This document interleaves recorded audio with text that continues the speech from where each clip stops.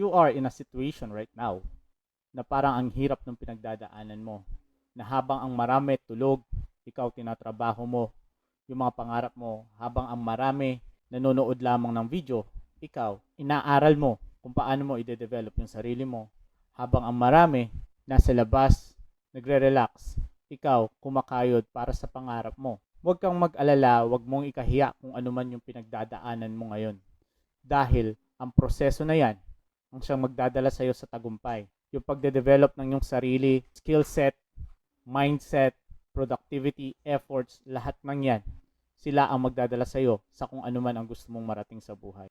Never underestimate kung ano man yung mga ginagawa mong maliliit na bagay para mapagtagumpayan yung pangarap mo. Tandaan natin that there is no easy way to success. Yun lang yun. Kailangan mong pagdaanan yung tamang proseso.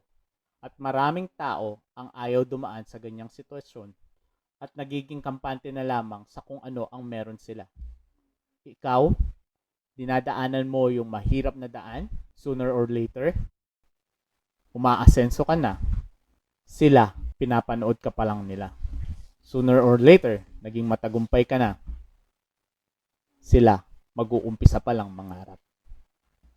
Tandaan mo yan.